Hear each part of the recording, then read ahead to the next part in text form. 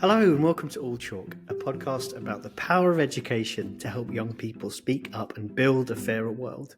My name's Greg, I'm the founder of Smart School Councils, a charity helping every child to find their voice.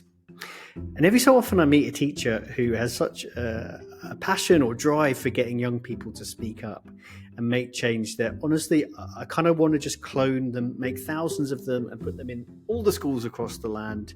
And today's guest, Conor McSorley, is someone who definitely fits that category. He's a teacher at a school called St Vincent's in Liverpool, a school for visually impaired students, and his level of belief and energy in helping students to debate and discuss is just amazing. We had to get him on the podcast. He talks about how he uses the Smart School Council programme, which we can tell you much more about if you're interested, but also a really fascinating background in how he grew up in the tail end of the Troubles in Northern Ireland and how that connects with what he's doing now.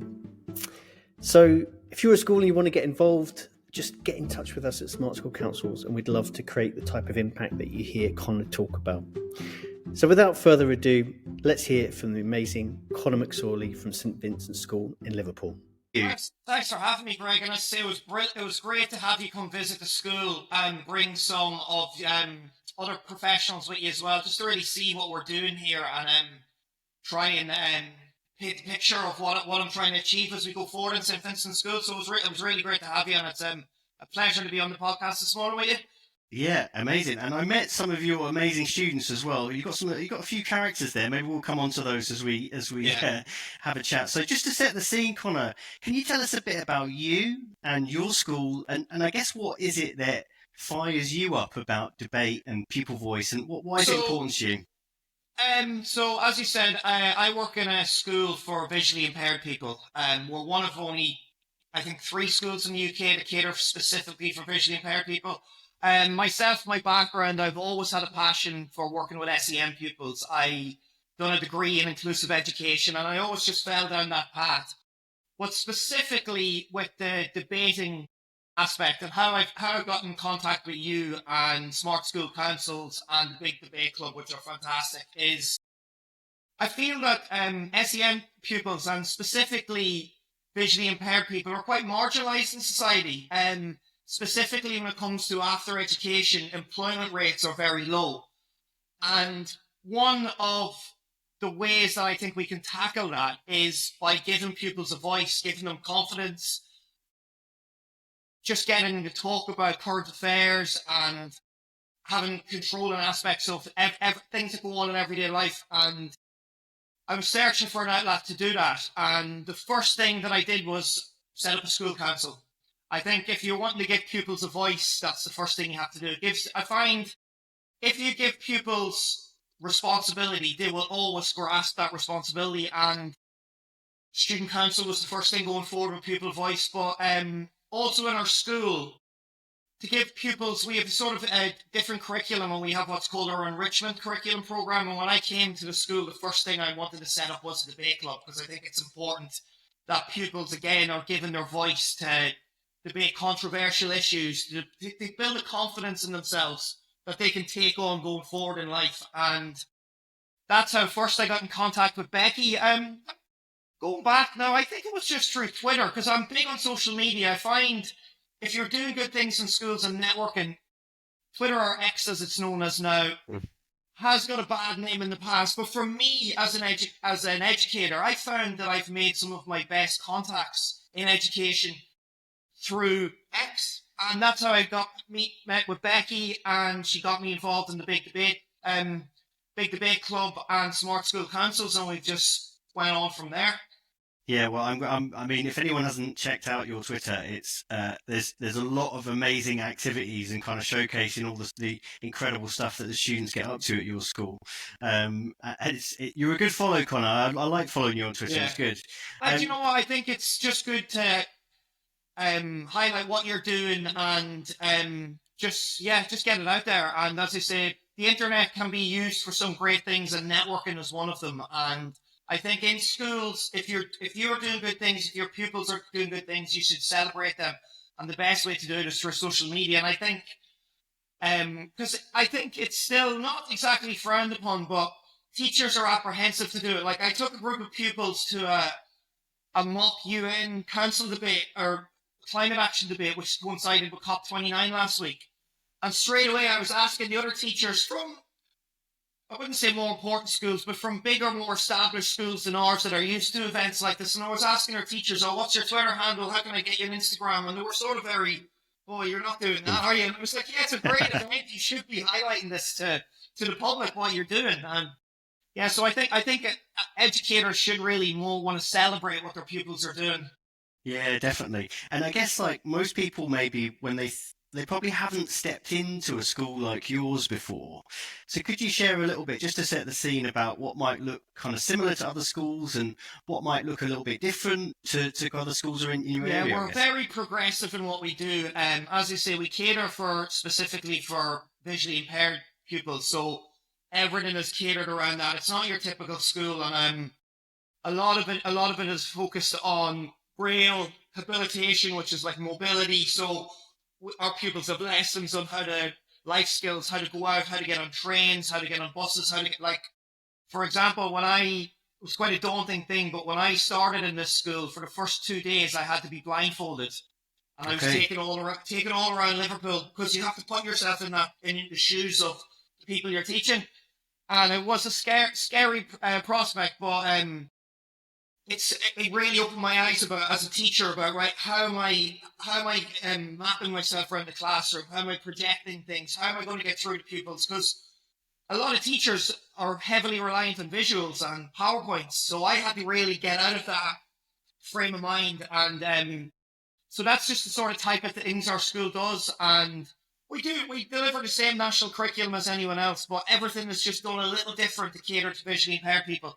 And then we do a lot of our enrichment offers. So life skills, Grow Wild, the Young Green Britain Challenge. Just a few examples. I've just organised to take a group of pupils for a 6-week programme in horse riding. I take pupils for race car driving experiences. It's all about getting these pupils that wouldn't necessarily be able to do these things to show them, well, this is an inclusive school. You can do anything that anyone else can. And that's the sort of ethos that our school has. An amazing message. Sounds great. And I'm curious about those first 2 days that you had going around Liverpool blindfolded. Yeah, on trains, on buses, everywhere. I've actually continued on now because our school then further enhances. I'm doing a program in QTDI, so I'm going to be trained in mobility and stuff like that as well. So but yeah, that's just to give you a first grasp. Yeah, first day in, it's like, right, blindfold on, you're out. But as you know well, I sort of took that to the next level, and I recently ran a marathon blindfolded then, so I sort of got the bug. Okay, you took that challenge and you ran with it, I guess. Yeah.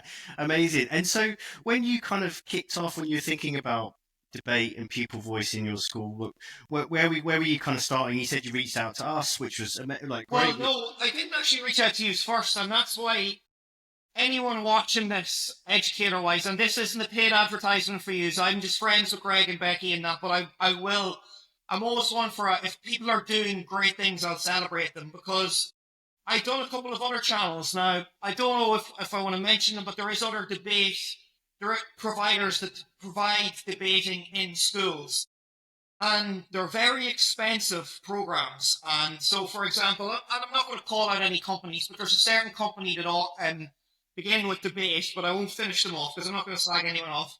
But they provide an 8-week program, and then they do competitions. But they charged me up nearly £2,000, and they sent a student, it wasn't even a teacher, just a student who wasn't familiar with how to even teach lessons or do anything. Sort of just was given a PowerPoint and gone, right, do this for 12 weeks and then we'll charge them an extortionate amount of money. Mm. And I ended up having to do all the work for the student that came in. And then, yeah, it was just, they were unsupportive, and it was, as I say, it was very expensive. And then when I got in touch with Becky, I was like, this is a godsend. Becky's providing these packs every week, motions. You're getting full lessons with all the support. And I mean, it is pittance what you're paying. Like, it's like, I'm only starting to have to pay you. So it was free for a year. So, everything in education's trial and error. I tried these things. I was unlucky that the first one I tried out was quite expensive and it didn't work, but you learn and you move on, and then you end up finding the right people and the right things. So yeah, don't let any teachers out there that have tried programs and they've potentially failed, don't think, oh, well, my SLT is going to look at this the wrong way. What I think is your SLT is going to go, you tried something. If you keep coming with ideas, if you give up on the first idea, then your SLT is going to look at you and going, well, you're stuck in a rut. But if you can hold your hands up and go, I tried something that didn't work out, here's a plan for the next thing, then you're always going to get there in the end to what you want to achieve. Yeah, and so that's amazing to hear. What kind of things are you doing at the moment then? So you're running regular debates, I guess? We have a debate. We have two, with the debate and the Smart School Council.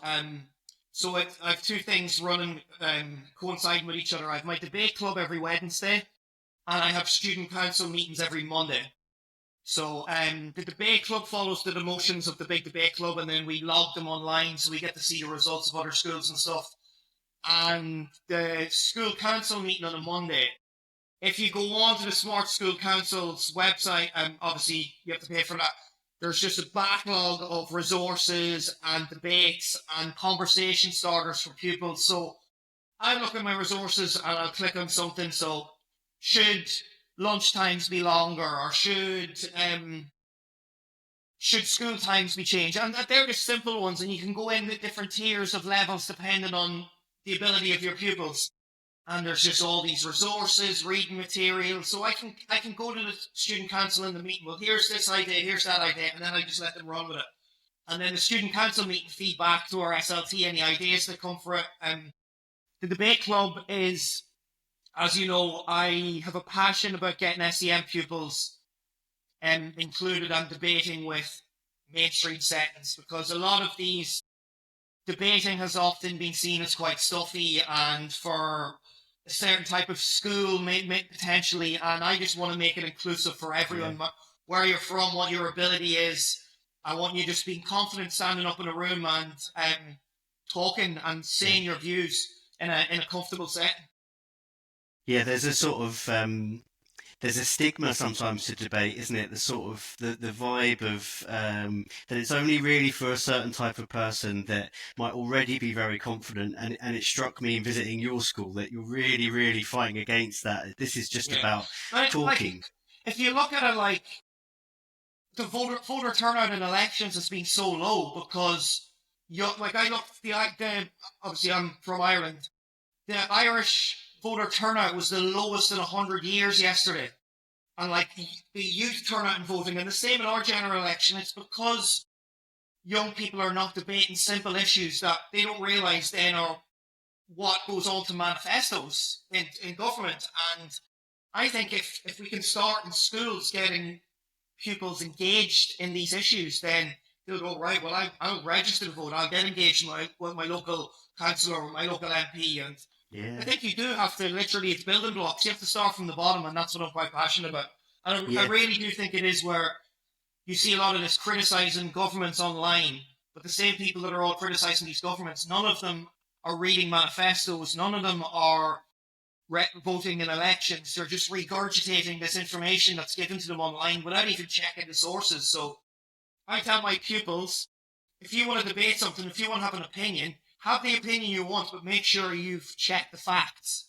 Okay, I'll never tell, like, we have Trump supporters in our debate club, we have Kamala Harris supporters, we have Keir Starmer, we have all sorts of supporters, and I encourage them to support whoever you want, but as long as you can back it up with actual facts and not just regurgitate this information that you've been told online without even looking into it.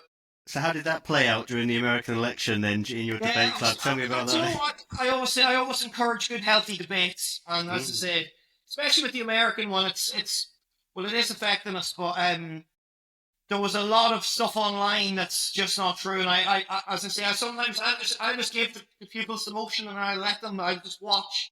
And if you give pupils a chance, generally, they do have good opinions. It's just about listening to them. It's not about you saying, well, you're wrong or this is wrong. It's just letting the conversation flow.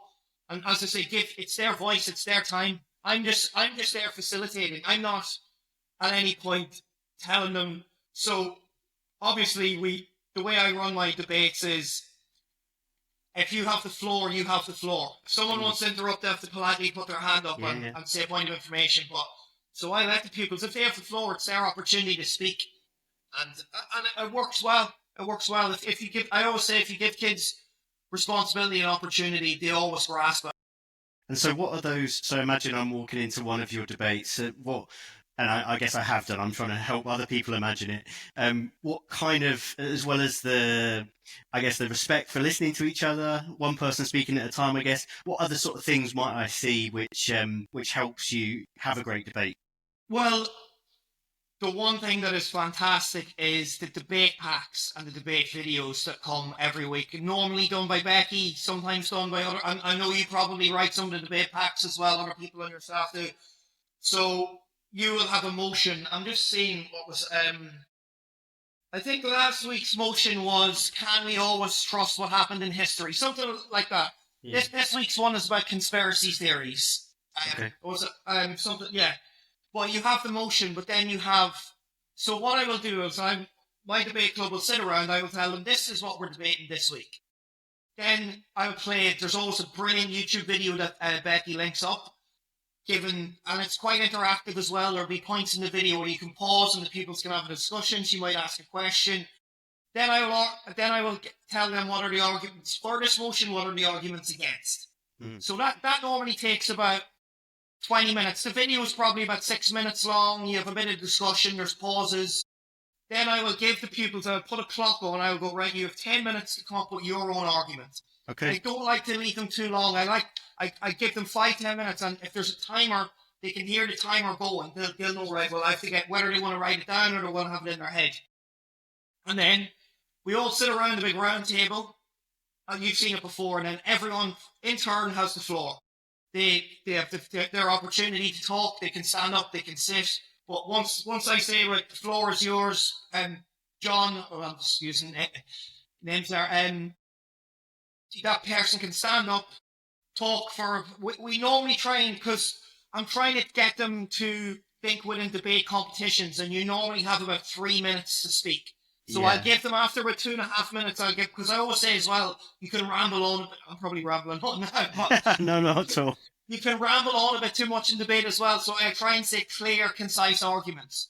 Point, evidence, explain. Make a point, give some evidence, explain why you think that evidence backs up your point. So they have about 3 minutes. If anyone wants to then back and forth, they can after the person spoke, and then we move on to the next one. Then as a group, it's quite popular. When it began, I only had like 3-4 kids, and now I'm up to about 10 kids in my debate club. Amazing. After everyone's had their chance to speak, then we decide as a group which motion whether we're in favour of the motion or not. Then we go back onto the computer and I log our findings on with so what us as a school, what we've decided, why we've decided it, and then we get the results from all around the country. So how many's in favour? And then during the week, normally you'll check Twitter and you can see that, well, the Smart Schools Councils will have tweeted, oh, so Vincent thought this, or a different school thought that. So it's quite interactive, and the kids get to check on it and stuff like that as well. So that's how I'm not sure how every debate club, but that's how I think a model that works well. Give everyone the room, or give everyone the floor, give them an opportunity to voice. Have a little bit of opportunity for back and forth afterwards, and then together we'll come to consensus. Yeah, it sounds great, because the ingredients that I love there are you're getting everybody involved, it's kind of snappy, so it's not going on for too long, and you're trying to come to a resolution. Does that always happen? Do most people kind of... Well, we do take a vote in the end. There will be some debates where we just have a clear yes or 50-50 deciding yes or no, but we normally try and, as a school, we try and then come to an opinion, so we'll take a vote. If we can't agree on it, we'll take a vote which side. Okay. I like to elect the debate club captain, which we change every term as well. So sometimes I'm not the one sort of, sometimes the teachers, they'll try and sort of nudge pupils in a certain direction. I try not to do that. So I elect the debate club captain, who then I would say the debate club captain has to say. So I'm really just facilitating the conversation and make sure the speed and timings are there. But every decision is by the pupils. And what's the most... pupil voice, you really have to do that, especially in student councils as well. You can't go in thinking, well, I want the kids to debate about this and then I can evidence that so it looks good. It really has to be about what their issues are, what they're feeling. That's why with the student council meeting, I just go into the room, I give them some resources and then I leave, because it has to really be pupil voice led.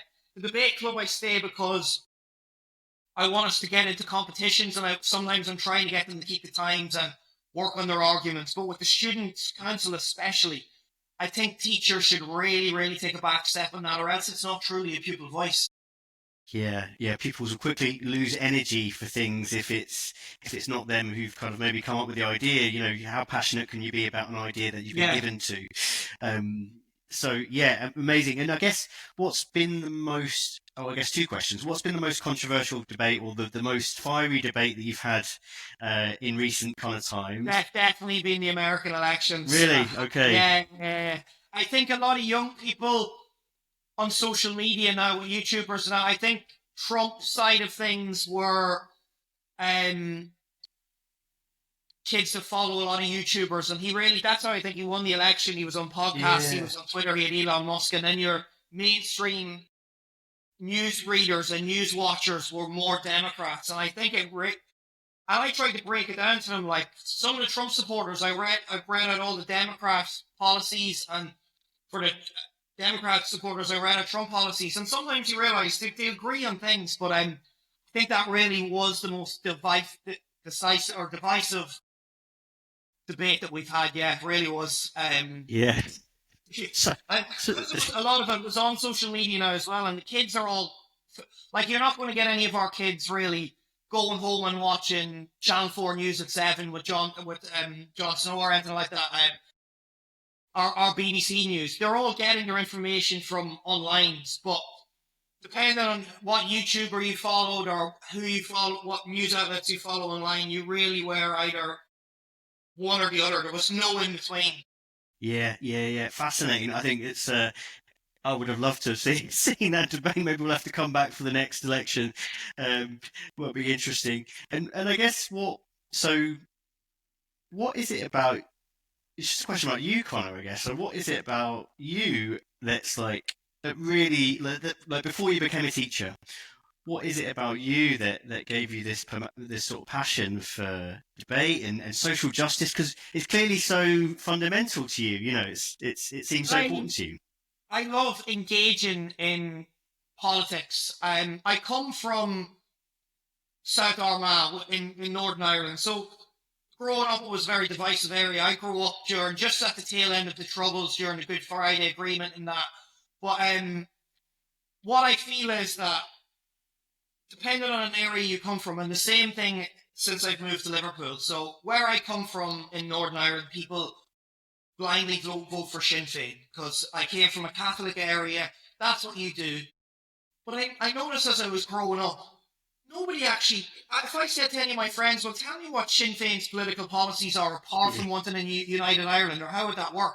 Wouldn't be able to answer the question. It's just, vote Sinn Féin, we're Catholic, they're Protestant sort of thing. And I found when I was in certain areas of England is the same. Liverpool is staunchly Labour. And they would vote blindly without even looking. And that's why, if you look, Joe Anderson, who was the leader of the Liverpool Council for a while, was as corrupt as they come. But he kept getting elected every year because people are, Tory scum, we've got to vote Labour. And it's like, well, tell me some of Labour's policies. What are they wanting to do? And I just find it really frustrates me. Like, I'm like, I have a belief, I have a political ideology, but don't just blindly go in there just, because my dad said so, or because I'm Scouse, I have to vote red, or I have to, if I'm from down south, don't be just loyal to something without knowing the facts. That's what I say. And that's why I always try and just get to people. I love then having this debate about people. Well, what do you believe in, or what would you want to achieve? Not what you've been told to achieve, or what your dad says, or your mum says, or where you come from. You're told to do that. I was like, well, what would you like in your area? What would you like in schools? What do you feel? Where should government funding go? Things like that. It stemmed from that, just like blindly. It just almost irritated me that, like, well, yeah, you're voting for these, or you're following these people, or you're saying you hate another person without actually looking into what they believe. I'm all about don't judge a book by its cover. Get to know the person, you know. Get there's a lot of good out there without just blindly hating people, and that's our forming an opinion of someone without actually really getting to talk to them. You know, you can disagree with people on a wide array of things, but you can still sit down and have a pint with them or have a good conversation with, you know, in life, I'll say to my kids, they'll not be having a pint, but you know, I sit down with people from different walks of life, and I might agree with them, but I'd have a drink with them, I'd have a chat with them, and I want pupils to know the same thing. You can disagree with people, but have an opinion yourself. Don't just be a sheep, you know. Form your own opinions, come up with your own ideas, have your own beliefs. There's nothing wrong with that. Yeah, fascinating. That's where it sort of stems from. Yeah, I can really tell it comes from like deep within, isn't it? It's not a new thing for you, I guess, Conor. Is No. I really get that impression. As I say, there's a lot of blind hate in this country, and there always has been growing up. I've seen it coming from the troubled area. I see it now when people are blind. They always blame the immigrants or blame this side people or blame that people, and it's like you're not focusing your energies on finding out facts or learning or, you know, and you can disagree with people without having to hate them or without having to chastise them or put them down. You know, you can not agree with someone and still work with them or go to school with them or play football with them, whatever it is. And that's what I'm very passionate about, because as well, it comes from that thing, Irish people, we're all over the world. We're born, we're travellers, we're immigrants. My dad grew up in London and only moved back to Ireland later in life. You know, when I turned 18, I moved away. If you look at my local village, my friends are from here to New York to London, wherever, and I think that's a good thing, moving around the world, getting to know new people, and I just think there's a lot of hate going around at the moment, and I like to sort of pull that back and try and say there's good in everyone. Yeah, it's a great message, and I think your work at St Vincent's is a good reminder of that, because it does. Yeah, I think. Sorry for cutting you off, but it does. Then that's where it sort of went into also working with people with extra needs, SEN people, whether that's visually impaired or what other needs you have, because they're marginalised as well. There's opinions formed of them all. Well, they can't do that. They can't do that. I'm all about you can do whatever you want, and don't let anyone tell you any different. Yeah, definitely. It's a really good reminder. I was going to say, because it does feel like some of those walls that exist between different types of people, or between people even from similar areas, are kind of going up again. There is a sense of that at the moment, and I don't like the way things are going. Of that sort of that these walls and divisions are going up again. So hopefully things like the Smart School Council and Big Debate Club and getting kids to talk about issues can sort of bring them all down again. But we're in a challenging, uncertain times at the moment. But I don't know, people like me and you can hopefully calm things down. Well, hopefully we can do some good. I've got one more question, Conor, if that's okay. Of course. It's to ask you what advice you might have to somebody who is just starting out with this stuff, is maybe less experienced than you, is maybe in a school where it doesn't quite have the kind of progressive values that St Vincent has. How might they get going with some of this stuff? How might they get started? First thing is, don't be afraid. Be confident in yourself. In education, you're always going to run into barriers. It's just whether that's from management, whether it's from other staff members not thinking that your things can work, or just not having the confidence in yourself. Don't be afraid to hear no and then keep pursuing it. Okay, like if you're really passionate about something, like I've had my line manager tell me no to something, so I've went to the deputy head. I've had the deputy head tell me no to something, so if you believe in an idea and you think it's good, keep going, but always look for feedback. Don't just, if someone puts an idea down, don't just be like, oh, well, they're wrong. Always ask the question, well, what do you think I should do? There's a management structure in school. Hopefully, if you've good management, good support, they'll give you the advice, because I've had so many ideas and things that I wanted to do, but I can be guilty of just being an idea and going, I'll run with that, without actually thinking. You have to put the plan in as well. That's one thing. get advice. Go. Try things small first, okay? As you say, my debate club, you came in here and you seen it was only 3-4 pupils that day you were here. I've got 10 pupils now. I'm taking them out, but that started off very small, just week by week, getting kids used to the idea of arguing with each other about these type of issues. It gets bigger and bigger, but go small, plan well, and don't be afraid. If you believe in an idea, as you say, keep trying. If it doesn't work, constructive criticism is your best friend. It's not your worst enemy. Okay? Don't be afraid to take feedback, because nobody's perfect. I always say that. Some people have an idea, and when it gets shot down, we'll just go, oh, well, that's that then. So if you truly wanted to achieve something, it'll take 4 or 5 attempts to do. You probably know that yourself, setting up smart school councils, how many times over the last year or two that format has changed, or how you've done something and someone said, that doesn't really work, and it didn't stop you. You didn't go, oh, well, you're wrong. You probably went back and you changed it a little. Advice is always good. So, yeah, that's what I would say. Don't be afraid to take advice on board. And just keep trying. And as I say, if you believe in something and you put the passion into it, that passion normally reflects, and hopefully it will work out and you'll get results. Wow, amazing, Conor. It feels like I feel very motivated now. I can see why your students love you being their teacher so much, because it really feels like a positive, energetic sense that I get from you, having met you and also chatted with you today, Conor. So thank you so much.